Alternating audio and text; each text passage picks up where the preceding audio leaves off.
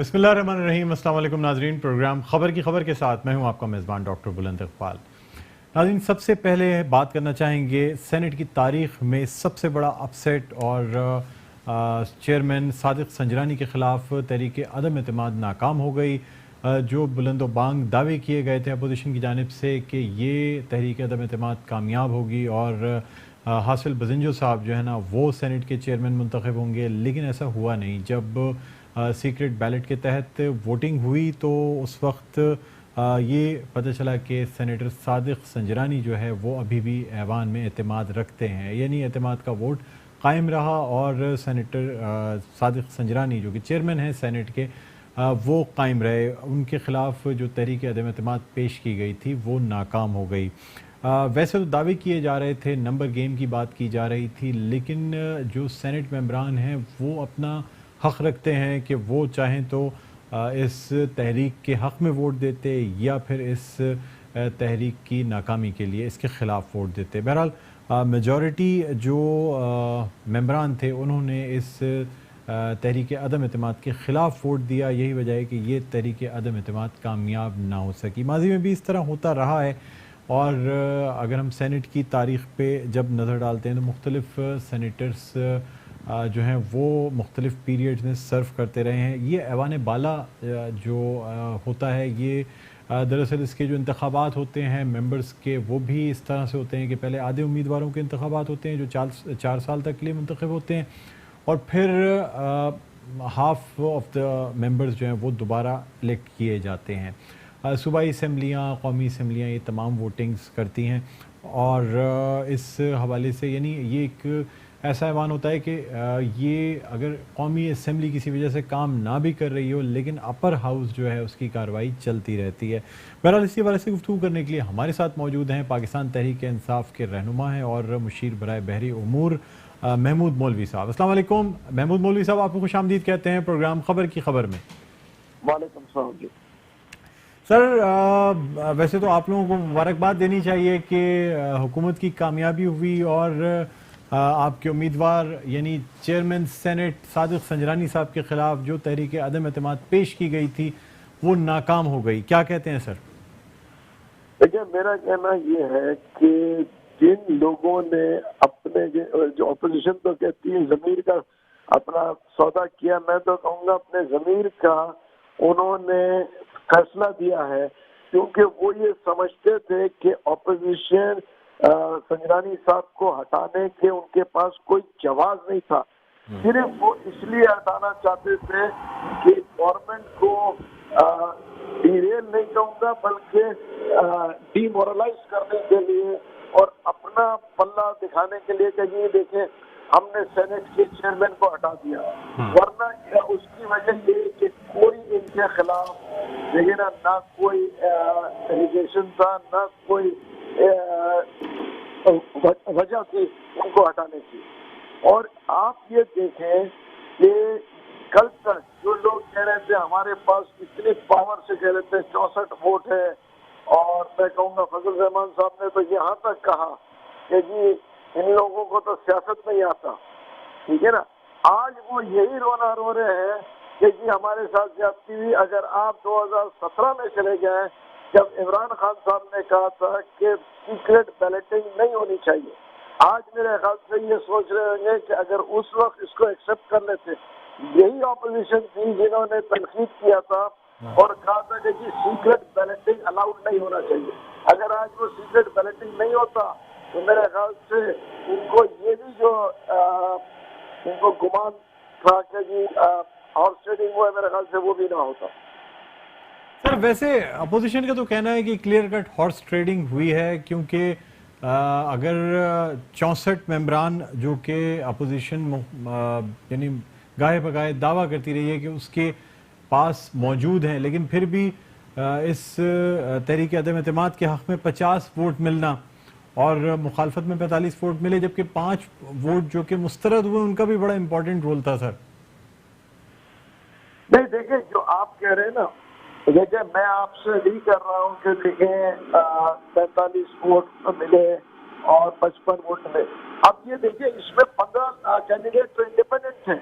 अगर आप उस हिसाब से देखें कि अगर आप नंबर्स को देखें 15 कैंडिडेट इंडिपेंडेंट थे, तो उनके ऊपर फर्ज भी नहीं बनता कि वो इनका साथ दें। तो ये भी तो आप देखें कि जो इंडिपेंडेंट कैंडिडेट है उनकी अपनी मर्जी कि भाई वो जिसको भी वोट दें। लेकिन सर मतलब अशाइयों में लोग ज़ाहिरी तौर पे तो अपोजिशन का साथ ज़रूर देते रहे, या जिन लोगों ने वादे किए थे, और क्योंकि सादिक संजरानी साहब जब मुंतखब हुए थे चेयरमैन सेनेट, उस वक्त पाकिस्तान पीपल्स पार्टी की सपोर्ट उन्हें हासिल थी। बज़ाहिरी तौर पे ये नज़र आ रहा था कि शायद ये तहरीक अदम एतमाद कामयाब हो जाए, और तवक्को भी यही की जा रही थी, बड़े बड़े दावे किए गए थे। लेकिन सर क्या किसी किस्म की कोई हॉर्स ट्रेडिंग नहीं हुई है? देखिए, मैं ये कहूंगा कि ओवर कॉन्फिडेंस ने इनको मार दिया। ठीक है ना, जहां इंसान को कुदरत का ये निजाम भी है कि क्या आदमी को गुरूर आ जाता है कि हमको हरा नहीं सकता, वहाँ कुदरत जो है अगर साफ देती नहीं है। और आप देखें कि जिन लोगों ने इतने दावे किए थे वो आज उनके साथ क्या हुआ।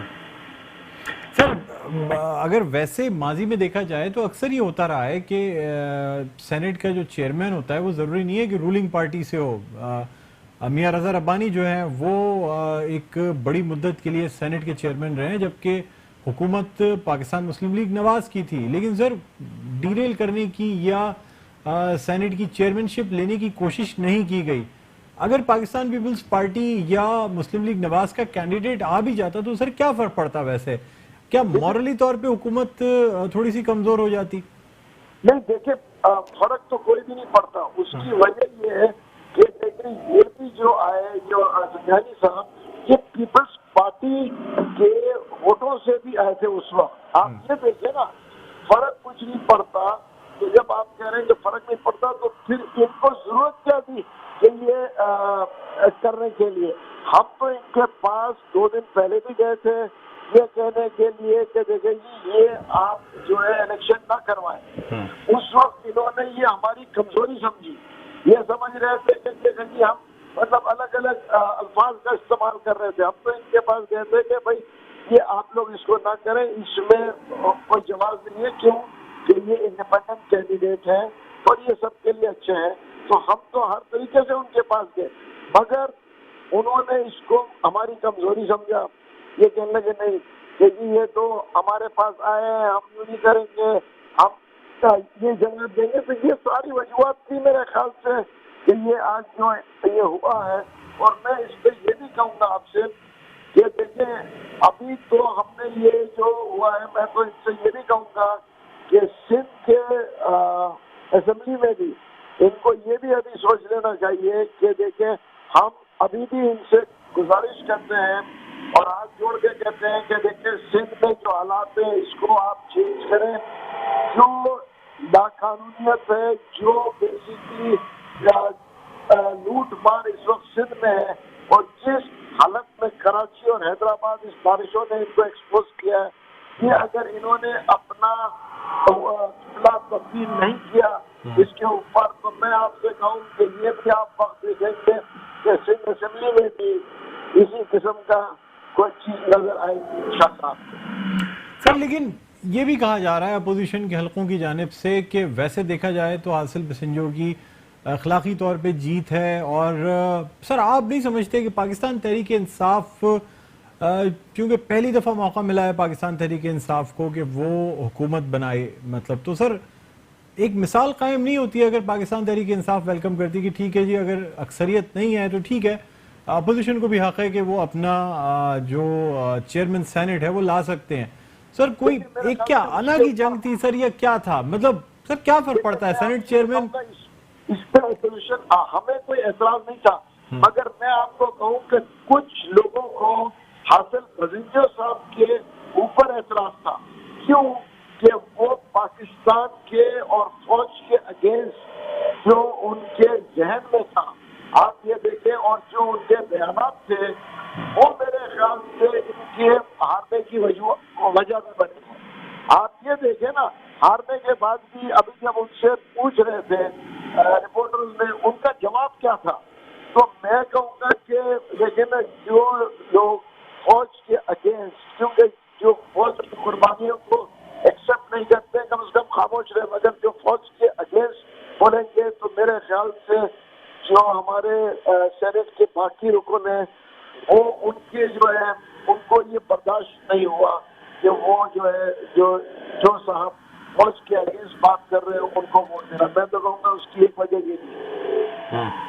अच्छा मौलवी साहब ये बताइएगा कि हमेशा ये होता है कि जब भी कोई हंग पार्लियामेंट हो, यानी कोई ऐसी पार्लियामेंट जहां हुकूमत बनाने के लिए नंबर जरूरी होते हैं, वहां सबसे ज्यादा फायदे में जो रहते हैं वो आजाद उम्मीदवार रहते हैं, जो आजाद सीटों पर कामयाब होते हैं। सर मतलब सर कुछ अरसे से यही सूरत देखने में आ रही है कि आजाद उम्मीदवारों की चांदी हो जाती है ऐसी सूरत हाल में जब नंबर गेम पूरा करने के लिए उनकी मदद ली जाती है। तो नहीं देखिए, इसमें तो मैं देखें ये तो मैं कहूँगा, देखिए आजाद उम्मीदवारों के पास हर पार्टी जा रही थी और ये हर पार्टी चाहती थी कि देखिए उनका कैंडिडेट जीते। मगर मैं फिर आपसे ये कहूँगा कि पीटीआई ने अपने तरफ से देखिए ना जो भी कोशिश की, ठीक है ना, तो वो ये चाह रहे थे कि देखें लोगों को ये क्लियर कर दें कि जो इम्प्रेशन ऑपोजिशन दे रही थी वो जो है कामयाब ना हो सके। अच्छा सर, एक और इशू पे आपसे बात करना चाहूँगा। आज सिंध हुकूमत के तर्जुमान और वज़ीर इत्तलात बैरिस्टर मुर्तज़ा वहाब ने असेंबली में एक मीडिया टॉक की जिसमें ये कहा कि बहुत से ऐसे इश्यूज़ हैं जिस पे वफाक का अमल दखल रहता है, जैसे पावर ब्रेकडाउन हो जाना, के इलेक्ट्रिक में 26% वफाक के शेयर्स हैं, हेस्को एक फेडरली एडमिनिस्ट्रेटेड इदारा है, उसके फेलियर पे कभी बात नहीं की जाती, वो मलबा भी सिंध हुकूमत पे डाल दिया जाता है। सर क्या कहते हैं, मतलब पावर फेलियर्स पे, करंट लगने पे, इन तमाम चीज़ों पे पाकिस्तान तहरीक इंसाफ के वज़रा का ये कहना कि सिंध हुकूमत नाकाम हो गई, सर ज्यादती नहीं है? बात तो सही है ना कि जो फेडरली एडमिनिस्ट्रेटेड इदारे हैं या जहां विफाक के हैसिस मौजूद हैं या शेयर्स हैं, सर वहां पे सिंध हुकूमत को तो मुरीद इल्जाम नहीं ठहराया जा सकता ना। देखिए आप जो कह रहे हैं, देखिए शेयर होल्डर के ऊपर जो है ना, बिल्कुल आप ये देखें मुर्तज़ा आप सब का मेरे ख्याल से क्लेम गलत है।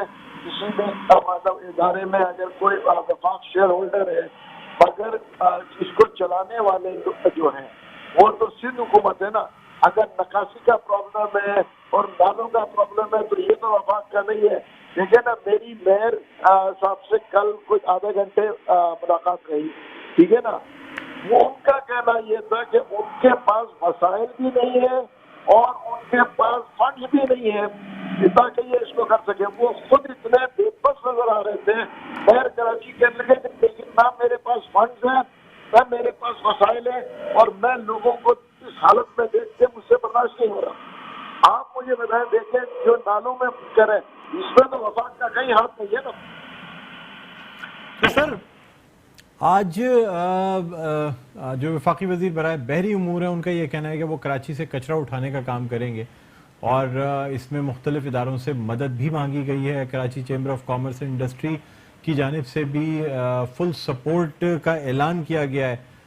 सर आप क्या समझते हैं, मतलब ये जो मामलात हैं सर, कराची के बल्दियाती मामलात या और चीज़ें, सर ये बेहतर नहीं आपकी इत्तेहादी जमात है मुत्तहिदा कौमी मूवमेंट जिसके मेयर कराची वसीम अख्तर साहब हैं, इसके अलावा डीएमसीज हैं, बाकी चीज़ें, सर चीज़ों को थ्रू प्रॉपर चैनल नहीं चलना चाहिए? एक विफाकी वजीर का ये स्टेटमेंट देना सर कुछ मतलब जिसे कहना चाहिए ना सूट नहीं करता सर।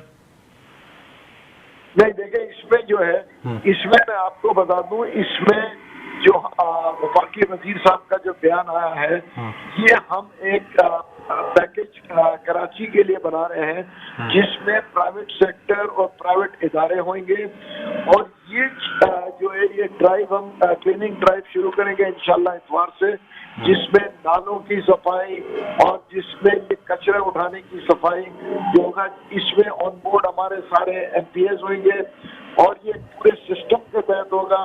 ये इसमें हम तकरीबन 100 से 125 डंपर और शावर और ये सब पूरे इक्विपमेंट लेके नालों को एक दफा हम क्लीन करना चाह रहे हैं।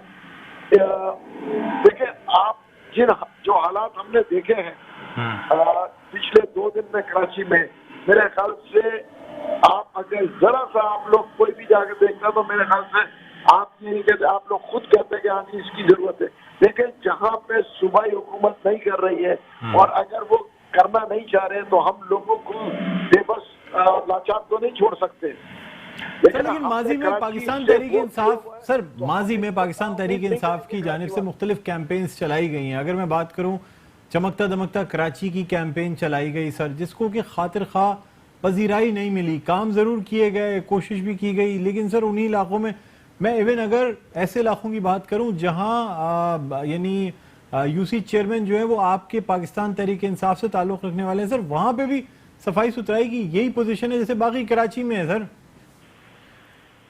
नहीं देखें, इस दफा जो हम करके देंगे आप खुद मतलब मैं तो कहूँगा कि मीडिया भी इसको वॉच करे और जहाँ जहाँ अगर कोई हमारी कोताही हो उस पर तनकीद करे। हम ये 15 दिन का एक ड्राइव कर रहे हैं जिसमें ये सारे नालों और इनको सफाई करेंगे और इंशाल्लाह हम कराची वालों को नाउम्मीद नहीं करेंगे क्योंकि उन्होंने हमें वोट दिया है।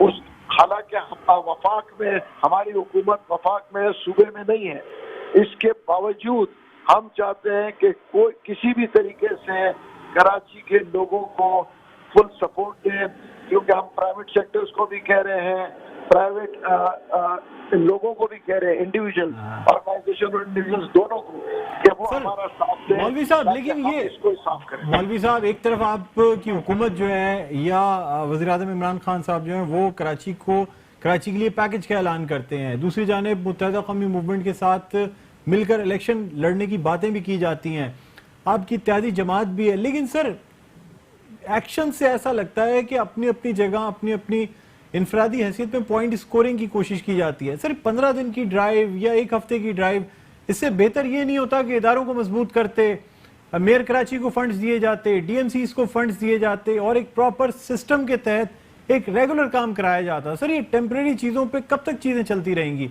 कि हम एक हफ्ते की ड्राइव करके चीजें साफ कर लें, सर बाकी फिर पूरे साल का क्या होगा, फिर वही सिस्टम चलता है। सिस्टम क्यों नहीं बेहतर किया जाता सर? वज़ीर आज़म इमरान खान हमेशा ये कहते रहे हैं कि सिस्टम को बेहतर करने की जरूरत है, इदारों को मजबूत करने की जरूरत है। सर जब आप खुद हुकूमत में आए हैं तो इदारों को मजबूत करने के बजाय पॉइंट स्कोरिंग कर रहे हैं। देखिए इस वक्त जो हम कर रहे हैं ये 15 दिन की जो ड्राइव होगा ये इमरजेंसी के लिए कर रहे हैं। इसके बाद जो है वफाक में जो SITC बनाया हुआ है, जो सिंध के लिए फेडरल से जो बजट आ रहा है उसके ऊपर लॉन्ग टर्म प्लानिंग भी होगी। देखिए ये इमरजेंसी के लिए 15 दिन में हम करेंगे।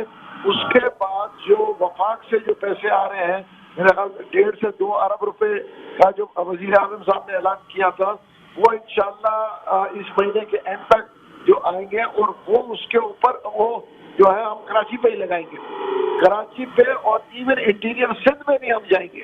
हम सिर्फ कराची तक अपने आप को महदूद नहीं रख रहे, हम इंटीरियर सिंध में भी वो पैसों को लगाएंगे ताकि सिंध के हालात को भी बेहतर करें। ठीक है, बहुत शुक्रिया। महमूद मौलवी साहब, रहनुमा पाकिस्तान तहरीक इंसाफ, हमारे साथ प्रोग्राम में कॉल पर मौजूद थे। नाज़रीन यहाँ एक छोटा सा वक्फा लेना चाहेंगे, वक्फे के बाद दोबारा आपकी खिदमत में हाजिर होते हैं। कहीं ना जाइएगा, देखते रहिए प्रोग्राम खबर की खबर।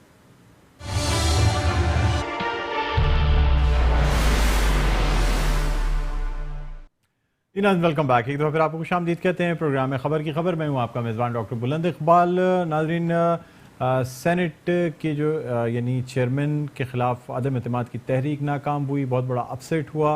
अपोजिशन के जो दावे थे, ख़ास तौर पे पाकिस्तान पीपल्स पार्टी की जानिब से दावा किया गया था कि 64 अरकान सेनेट की हिमायत हासिल है हासिल बसंजो साहब को, लेकिन ये तमाम दावे जो हैं ये यानी जैसे कहना चाहिए कि धरे के धरे रह गए जब इलेक्शंस यानी ये जो रायशुमारी थी इसका नतीजा आया। इसी हवाले से गुफ्तगू करने के लिए हमारे साथ मौजूद हैं पाकिस्तान पीपल्स पार्टी के रहनुमा हैं और स्पेशल एडवाइज़र हैं CM के वीर जी कोहली।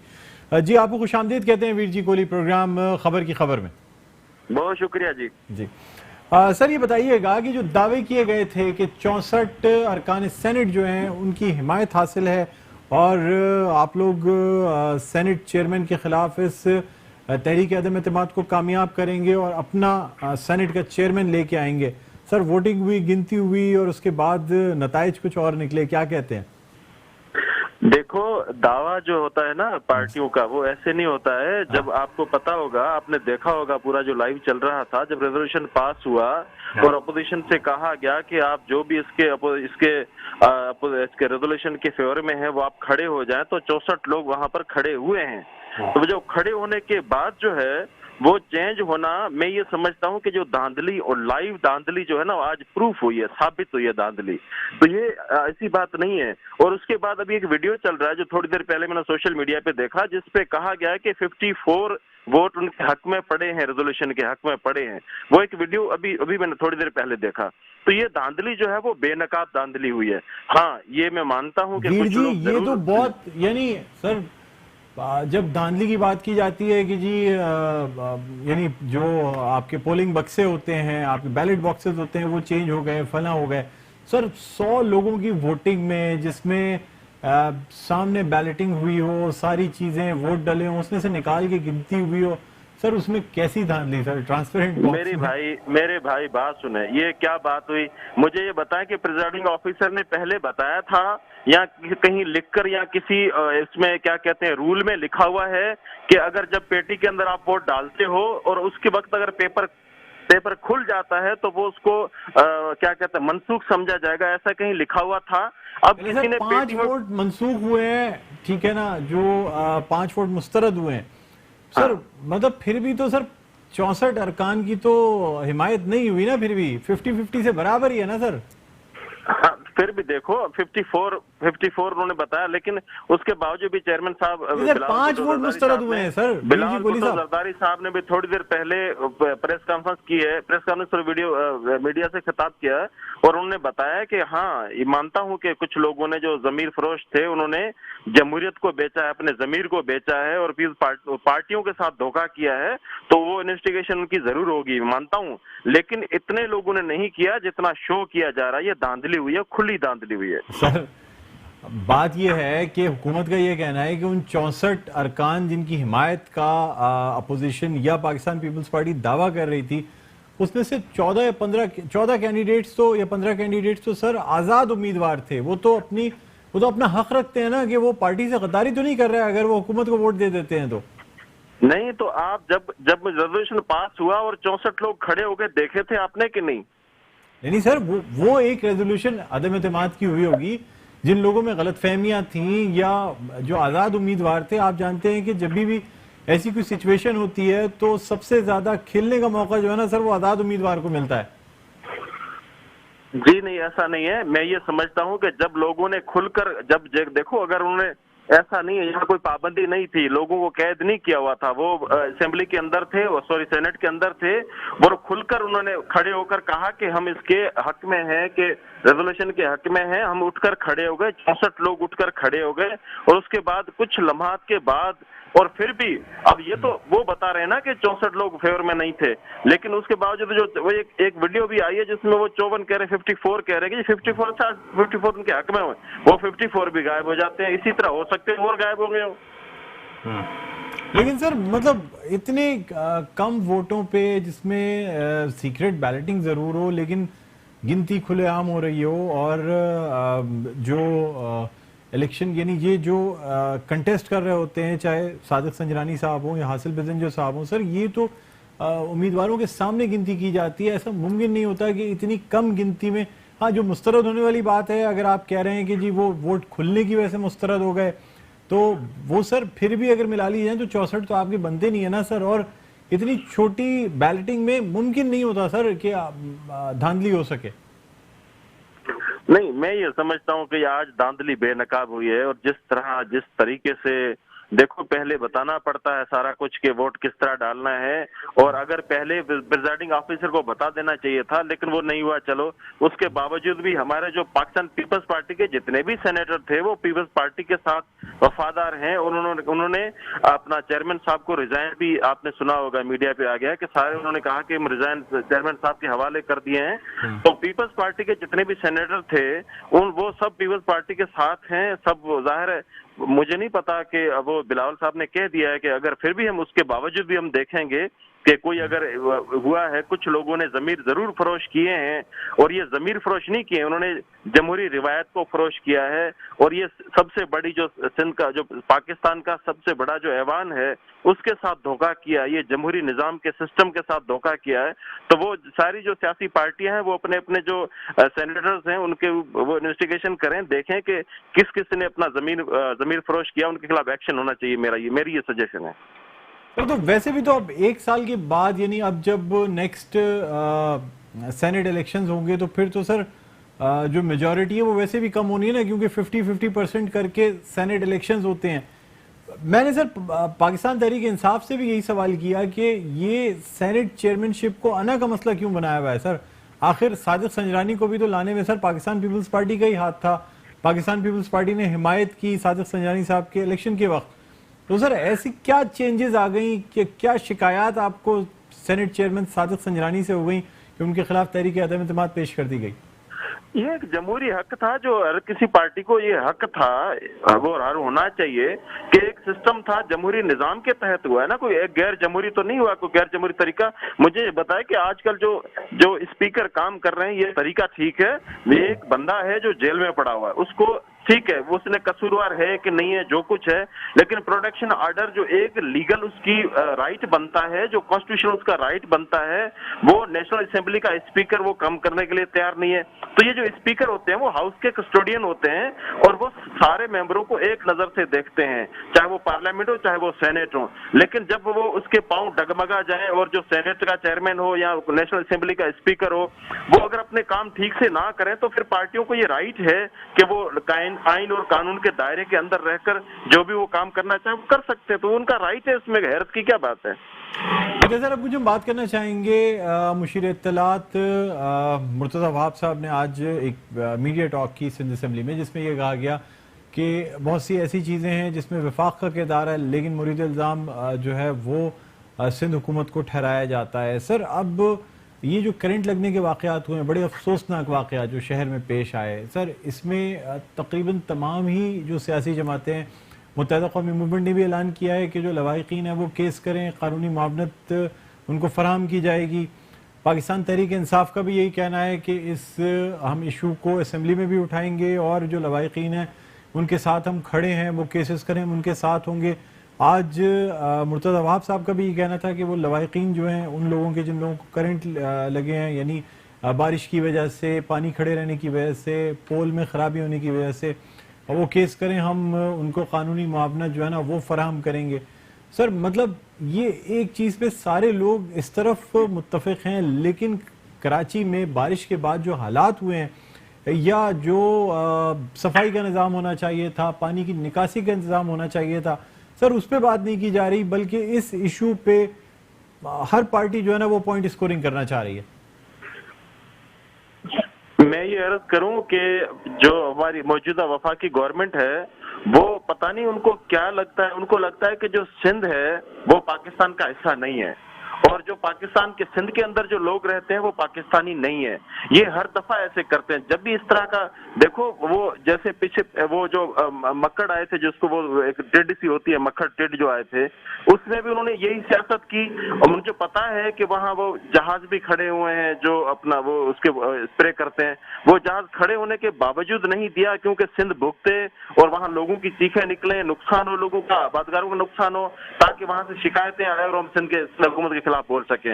इस पानी के मामले में यही कर रहे हैं। मैं पिछले 4 दिन से हैदराबाद में मुसलसल विजिट पे हूँ। डिप्टी कमिश्नर हमारे साथ हैं और जो वासा के जो एमडी है वो हमारे साथ होते हैं।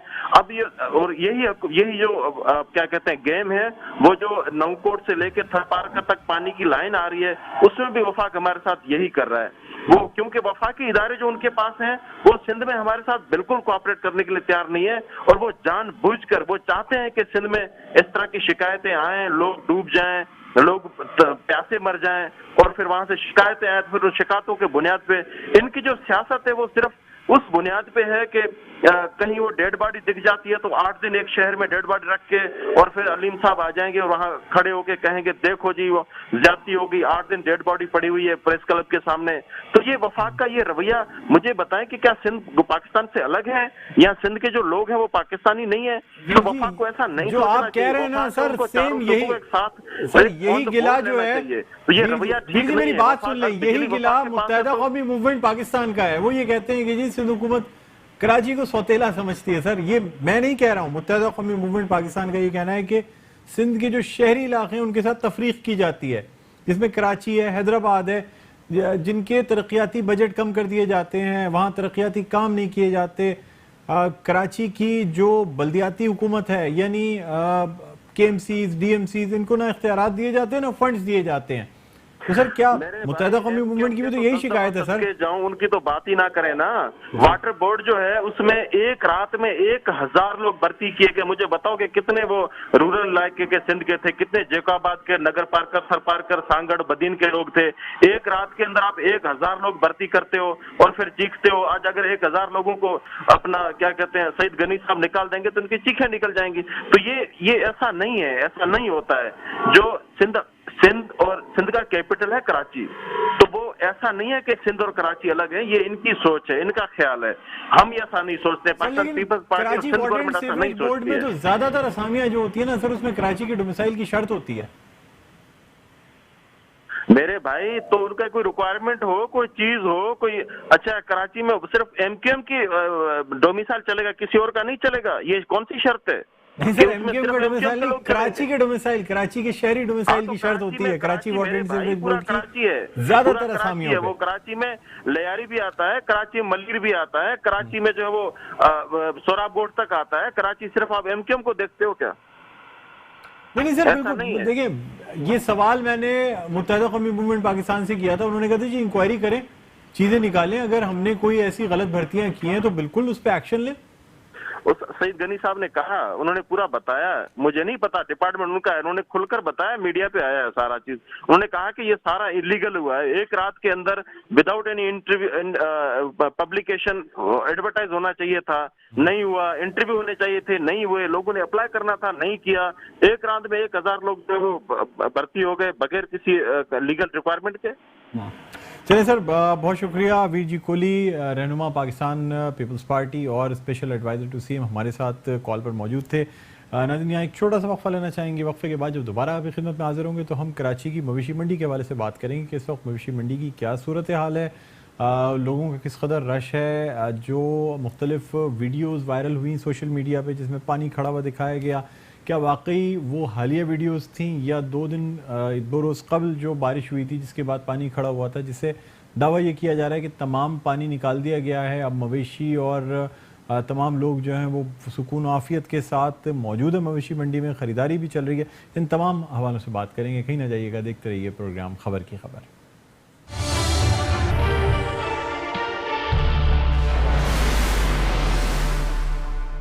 जी नाज़रीन, वेलकम बैक। एक दफ़ा फिर आपको खुशामदीद कहते हैं। प्रोग्राम है खबर की खबर। मैं हूं आपका मेज़बान डॉक्टर बुलंद इकबाल। अब हम कुछ बात करना चाहेंगे कराची की मवेशी मंडी के हवाले से, जो कि साउथ एशिया की मवेशियों की कुर्बानी के जानवरों की सबसे बड़ी मंडी कही जाती है।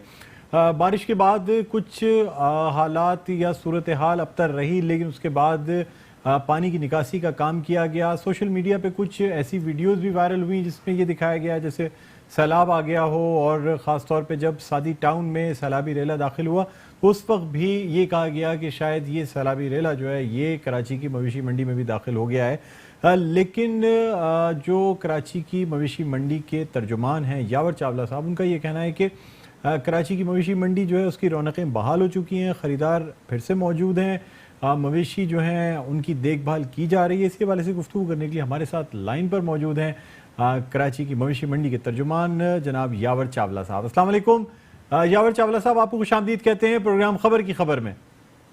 जी वालेकुम अस्सलाम बुलंद इकबाल साहब, आपका बहुत शुक्रिया जी। आपके साथ साथ आपके चैनल मेट्रोवेन का जो कराची की नुमाइंदगी करता है, कराची के लोगों की नुमाइंदगी करता है, उसका भी मैं शुक्रिया अदा करता हूँ। नवाजिश सर। और जी सर सर ये बताइएगा कि इस आपको वक्त थोड़ा सा इस पे दे दूं, अपनी ब्रीफ दे दूं। अभी तक जितना भी आप मीडिया के ऊपर और सोशल मीडिया के ऊपर एक नेगेटिव खबरों की रुझान चला हुआ है कि मवेशी मंडी डूब गई और ऐसी चीजें, जबकि ऐसा कुछ भी नहीं है। मैं इसकी तरदीद भी करता हूं और आपको इस बात पे मैं खुद भी कहूंगा कि आप खुद भी आए और इसको आके खुद विटनेस करें। इस वक्त जैसे आपको पता है कि जितना बारिशों का एक रेला था, आपको पता था पहले से 3-4 रोज जो है वो हमारे काफी, हमें इसको काउंटर करना था। इसमें मवेशी मंडी के 48 ब्लॉक हैं टोटल, उसमें से एक ब्लॉक जो कि सादी टाउन से रिलेट करता है, जो कि हर साल हमें पहले से आइडिया होता है कि इस ब्लॉक के अंदर पानी का बहाव ज्यादा होगा। सादी टाउन का 2016 से लेकर 2018 तक अगर आप पिछला भी स्टडी निकालेंगे तो सादी टाउन के बंद तोड़े जाते हैं और उसका रेला इस 38 नंबर ब्लॉक से गुजरता है। तो वो हमें पहले से इन्फॉर्म था और हमने पहले से अलर्ट जारी किए थे।